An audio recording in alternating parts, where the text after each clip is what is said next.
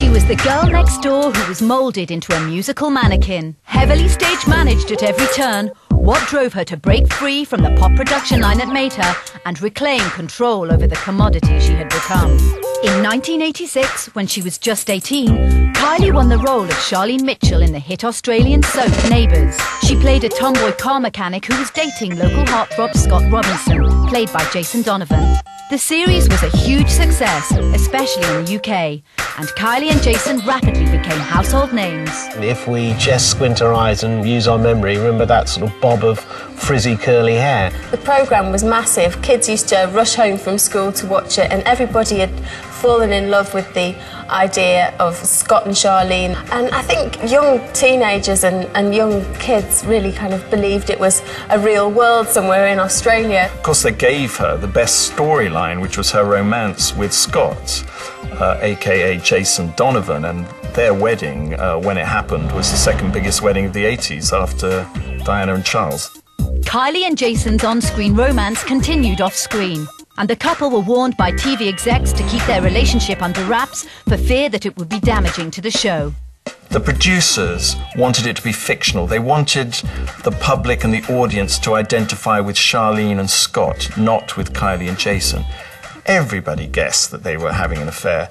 They were denying they were having an affair, and she was practically shacked up with him. Although Kylie was keen to let the world know about their romance, she agreed to remain silent about the affair. This was to be the start of a tightly controlled career and media image that would go on to dominate her personal life. Inevitably, people saw them act together. I think as a couple they got increasingly frustrated. They wanted to tell the world that, you know, they were together and they were in love. I don't think it was manipulation. I think it was a great plan. I also think they probably enjoyed it because they were young lovers, and keeping it a secret probably adds a certain frisson to the whole relationship.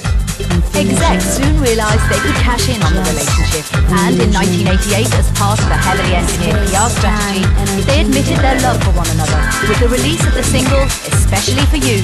It sold over 1 million copies in the UK alone. Ironically, I think it was probably nearer the end of their relationship than maybe the people behind the record had perceived. It was a carefully managed and orchestrated relationship that had, you know, limitless financial possibilities, I think, for the hitmakers behind the two. Kylie had signed up to Mushroom Records in 1987 after her vocal talents were spotted at a benefit concert in Australia, where she performed the track Locomotion. The record company decided to release it as a single in Australia to coincide with Scott and Charlene's wedding in Neighbours, ensuring maximum publicity and a #1 hit. Kylie's commercial potential had been recognised, and it wasn't long before she was packed off to London to meet songwriters Stock, Aitken and Waterman. They forgot all about her, and she was actually in the office in London, and Waterman was away around the country, and nobody was there, and oh, we better do something for her, and they sort of wrote I Should Be So Lucky in a couple of hours for her, so that at least her trip wasn't wasted. The thing about Stock, Aitken and Waterman is they're very high street, they're very end of the pier. You know, everything they do is as common as muck, really. I guess buying into the fresh-faced girl from Sunshine, Australia, was so high street that if there was even an ounce of possibility that there could have been a slightly upwardly mobile Kylie at that time, you know, they completely rinsed that thought away and just sold her basically as kind of pop, fish and chips. It was pure hit factory stuff, fun music that would appeal equally to sort of 5-year-olds and, you know, 60-year-olds. And her image kind of matched the music, really. It was light-hearted, frothy pop. Kylie's profile was rising fast, and she was quickly assigned a manager by the name of Terry Blamey. Blamey's press tactics were simple but effective. When Kylie first arrived in the UK from Australia, she was parked at the airport looking a dishevelled mess. The next day, Kylie was torn apart by the tabloids for her lack of polish as a burgeoning pop star. Blamey immediately embargoed all interviews until the incident had been forgotten, teaching her an important lesson in media management and the unforgiving nature of the British press. Terry Blamey, as Kylie's manager, has been for donkey's years, right from the very start in Melbourne. He's always been in her corner, and he controls the image and how she presents herself to the world with a firm hand. She's been in the public eye since she was, what, like 17, 16, something like that.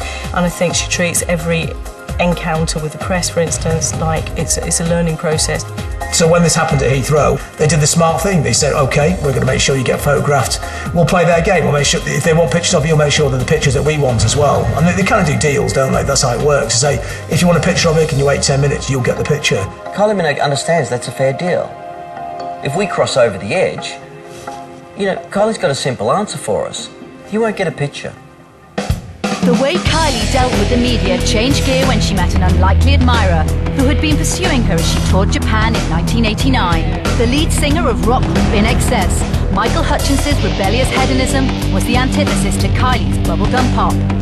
It wasn't long before Kylie's curiosity got the better of her, and she ditched the blonde boy next door for Michael's sultry charms. She was the soap bubble, literally. She was clean and white and pure and virginal. And that doesn't get you very far in sort of terms of pop or any kind of longevity. She needed something else to happen. Sooner or later something's going to give, unless you're Cliff Richard or some kind of automatron. And eventually you're either going to get really into crack or you're going to shag an Australian rocker in leather trousers. There had to be some point along the way where, metaphorically, she lost her virginity, if you like. She became something else. She became darker. The character became more complicated. So it was inevitable in a way that along the way she would meet some kind of dark prince that would roughen her up. She looked like a woman who was kind of having sex for the first time and, you know, really kind of thinking about herself as a bit of a sexy vamp type creature. And really, she didn't have to say anything about it because it was kind of written all over her face. Kylie was enjoying a new lease of life away from the formulaic manufacturing imposed on her by Stock, Aitken and Waterman. She revelled in the public's reaction to her romance, and in 1990 pushed things even further when she arrived at the Delinquents premiere sporting a drastic new look. It was the first time she had consciously manipulated her own image to get the public's attention.